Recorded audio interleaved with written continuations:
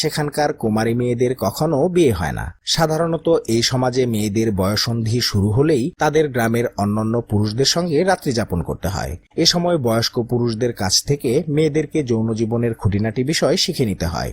বয়স্কদের সামনে দিয়েই বালক বালিকারা দল বেঁধে যৌন মিলন করতে জঙ্গলে চলে যায়। এ ব্যাপারে তাদেরকে কেউ বাধা দেয় না। সবচেয়ে অবাক করা তথ্য হলো এইটুকু বয়সেই তারা তাদের ইচ্ছেমতো যৌনসঙ্গী নির্বাচন এবং পরিবর্তন করতে পারে। এই কাজের জন্য তাদেরকে কোনরূপ শাস্তিও পেতে হয় না, কারণ ট্রুবায়ান্ডারদের সমাজ যৌনতাকে খাবার খাওয়ার মতোই স্বাভাবিক ও বাধ্যতামূলক বলে মনে করে থাকে। হ্যালো বন্ধুরা, রহস্য বিচিত্রার আরও একটি নতুন ভিডিওতে স্বাগতম। বন্ধুরা, এই বৈচিত্র্যময় পৃথিবীর বিভিন্ন সমাজের রীতিনীতি ও প্রচলিত প্রথাগুলোতেও নানা বৈচিত্র্যতার ছড়াছড়ি রয়েছে। মাঝে মাঝে বিভিন্ন সমাজে চলতে থাকা রীতিনীতিগুলো এতটাই অদ্ভুত হয় যে এটি পালন করার পিছনে কি কারণ আছে তা অনেক সময় ভাবিয়ে তোলে। তেমনিভাবে পৃথিবীর বিভিন্ন স্থানে চলতে থাকা এমনই অদ্ভুত কিছু রীতিনীতি নিয়ে আমাদের আজকের আয়োজন। চলুন বন্ধুরা, ভিডিওটি শুরু করা যাক। বন্ধুরা, ভিডিওর শুরুতেই বোরেয়ং নামের কাদা ছোড়াছুড়ির এক অদ্ভুত উৎসব নিয়ে আলোচনা করা যাক। সাধারণত দক্ষিণ কোরিয়ার একটি অন্যতম জনপ্রিয় উৎসব হচ্ছে এই বোরেয়ং তথা কাদা ছোড়াছুড়ির উৎসব। দক্ষিণ কোরিয়ার দ্যাসন সমুদ্র সৈকতের কর্দমাক্ত স্থানেই এই বিচিত্র উৎসবটি পালিত হয়ে থাকে। এই উৎসবে কাদার মধ্যে কুস্তি খেলা, স্লাইডিং করা, আতশবাজি সহ ছবি তোলার প্রতিযোগিতাও সংগঠিত হয়ে থাকে। কেউ এই উৎসবে গিয়ে যদি নিজেকে ঠিকমতো কর্দমাক্ত না করেন, তাহলে তাকে অন্যরা ধরে নিয়ে গিয়ে পর্যাপ্ত কাদা মাখিয়ে উৎসবের জন্য উপযুক্ত তৈরি করেন। সারাদিন কাদা ছোড়াছুড়ির পর রাতের বেলা সমুদ্র সৈকতে আতশবাজি দেখতে পাওয়া যায়। এই উৎসবটি প্রতি বছর জুলাই মাসের দিকে শুরু হয়ে থাকে। উৎসবটিতে প্রতি বছর শত শত বিদেশি দর্শনার্থীরাও ভিড় জমায়।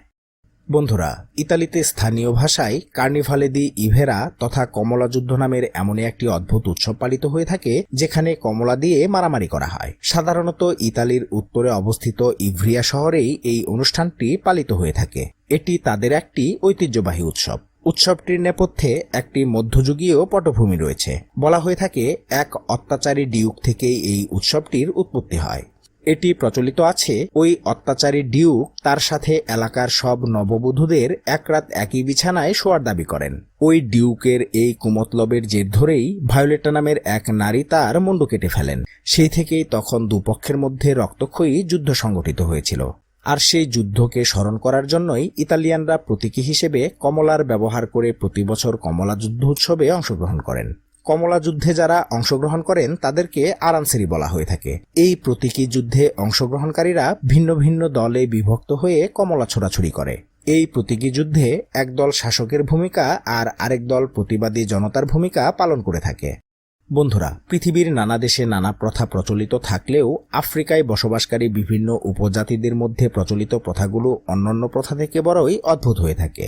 তেমনি আফ্রিকার এক উপজাতির মধ্যে প্রচলিত প্রথা অনুযায়ী সেখানকার কুমারী মেয়েদের কখনো বিয়ে হয় না। সাধারণত এই সমাজে মেয়েদের বয়ঃসন্ধি শুরু হলেই তাদের গ্রামের অন্যান্য পুরুষদের সঙ্গে রাত্রি যাপন করতে হয়। এ সময় বয়স্ক পুরুষদের কাছ থেকে মেয়েদেরকে যৌন জীবনের খুঁটিনাটি বিষয় শিখে নিতে হয়। যে মেয়ে যত বেশি পুরুষের সঙ্গে শারীরিক সম্পর্ক করেছে, পাত্রী হিসেবে তার কদরই সবচেয়ে বেশি। সবচেয়ে আশ্চর্যের বিষয় হচ্ছে, এখানকার মেয়েদের বাবারা নিজে গিয়ে পিতৃসম পুরুষের কাছে তাদের মেয়েকে তুলে দিয়ে আসেন। তাছাড়া আফ্রিকার পাপুয়া নিউগিনির অন্তর্গত বিভিন্ন দ্বীপগুলোতে ট্রুবায়ান্ডার নামের এক উপজাতিরা বসবাস করে। ঘন জঙ্গলের মাঝে থাকা উর্বর সমতল ভূমিতে এরা চাষাবাদ করে থাকে। সেই ফসল ট্রুবায়ান্ডাররা আশেপাশের দ্বীপগুলোতে থাকা মানুষের কাছে বিক্রি করে। কুলা নামে এক ধরনের ঝিনুকের চকচকে খোলা এদের কাছে মুদ্রা হিসেবে বিবেচিত। এই কুলার বিনিময়েই এদের বাণিজ্যিক ব্যবস্থা পরিচালিত হয়। অত্যন্ত অল্প বয়সেই এই উপজাতি ছেলে মেয়েরা যৌন জীবনে প্রবেশ করে। ছেলেরা 10 থেকে 12 বছর এবং মেয়েরা 5 বছর বয়সেই শারীরিক সম্পর্কে জড়িয়ে পড়ে। বয়স্কদের সামনে দিয়েই বালক বালিকারা দল বেঁধে যৌন মিলন করতে জঙ্গলে চলে যায়। এ ব্যাপারে তাদেরকে কেউ বাধা দেয় না। সবচেয়ে অবাক করা তথ্য হলো এইটুকু বয়সেই তারা তাদের ইচ্ছেমতো যৌনসঙ্গী নির্বাচন এবং পরিবর্তন করতে পারে। এই কাজের জন্য তাদেরকে কোনরূপ শাস্তিও পেতে হয় না, কারণ ট্রুবায়ান্ডারদের সমাজ যৌনতাকে খাবার খাওয়ার মতোই স্বাভাবিক ও বাধ্যতামূলক বলে মনে করে থাকে। বন্ধুরা, এবারে কানামারা মাতসুরি নামের আরও একটি প্রচলিত উৎসব নিয়ে আলোচনা করা যাক। সত্যিকার অর্থে জাপানে এই উৎসবটি অত্যন্ত উদ্ভট ধরনের হয়। প্রতি বছর এপ্রিল মাসের দিকে জাপানের কাওয়াসাকিতে কানামারা মাতসুরি উৎসবটি পালন করা হয়ে থাকে। এই উৎসবে অংশগ্রহণকারীরা উর্বরতা, সুখী সামাজিক দাম্পত্য সম্পর্ক আর ব্যবসায়িক উন্নতির জন্য প্রার্থনা করে। এই উৎসবের সবচেয়ে উদ্ভট ব্যাপারটা হলো জাপানের কাওয়াসাকির রাস্তায় একটি নির্দিষ্ট আকারে ভক্তরা পুরুষের লিঙ্গাকৃতির একটি বিশাল ভাস্কর্য বহন করে। তাছাড়া অনুষ্ঠান চলাকালীন এখানকার খাবারের স্টলগুলোতেও পুরুষদের যৌনলিঙ্গ আকৃতির সুভেনির ও মিষ্টি বিক্রি করা হয়। শুধু তাই নয়, এই সময়ে কানামায়া শ্রাইনের এক্সিবিশনে প্রচলিত যৌন ছবি, বই আর নানা রকম যৌন সামগ্রী দেখানো হয়ে থাকে। এই কানামায়া শ্রাইনের আরেকটি ছোট ইতিহাস রয়েছে। বলা হয়ে থাকে যে জাপানের ইদু পিরিয়ডে তথা 1603 থেকে 1868 সালের মধ্যে এখানকার যৌনদাসীরা এই শ্রাইনে এসে তারা যেন কোনো যৌন রোগে আক্রান্ত না হয় সেজন্য প্রার্থনা করত। এমনকি এখনও এখানে যৌন রোগীরা রাতের বেলায় এসে প্রার্থনা করে থাকে। বন্ধুরা, কিছু কিছু প্রচলিত বিশ্বাস মানুষকে অনেক কিছু করতেই বাধ্য করে।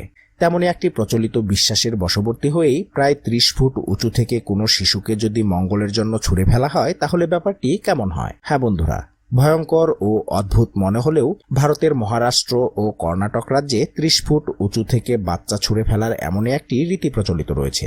এটি এমনই একটি প্রথা যেখানে বিশ্বাসী হিন্দু মুসলিম নির্বিশেষে সকলেই তাদের বাচ্চার মঙ্গলের জন্য অংশগ্রহণ করে।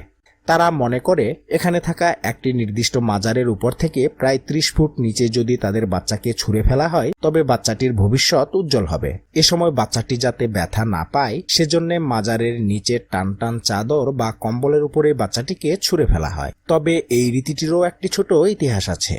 প্রচলিত উপকথা অনুসারে প্রায় 700 বছর আগে একজন সাধু একটি মৃতপ্রায় সন্তানের বাবা মাকে উপদেশ দিয়েছিলেন যে তারা যেন একটি মাজার তৈরি করে আর সেই মাজার থেকে ওই অসুস্থ বাচ্চাকে নিচে ছুঁড়ে মারে। সাধারণত ঈশ্বরের প্রতি বাবা মার ভালোবাসার নমুনা প্রদর্শনই এই উপদেশের মূল উদ্দেশ্য ছিল। সেই রোগার্ত সন্তানের বাবা মা সাধুর আদেশটি পালন করেন আর এতে অলৌকিকভাবে সেই বাচ্চাটি সুস্থ হয়ে ওঠে। তারপর হতেই শতাব্দীর পর শতাব্দী ধরে এই রীতিটি চলে আসছে। তো বন্ধুরা, আজকের ভিডিওটি এই পর্যন্তই। ভিডিওটি আপনাদের কাছে কেমন লাগলো তা অবশ্যই কমেন্টে লিখে জানাবেন। ভালো লাগলে অবশ্যই একটি লাইক দিবেন আর চ্যানেলটিকে সাবস্ক্রাইব করে পাশে থাকা বেল বাটনটি অন করে দেওয়ার অনুরোধ তো থাকলোই। কথা হবে পরবর্তী ভিডিওতে। ভালো থাকবেন সবাই, ধন্যবাদ।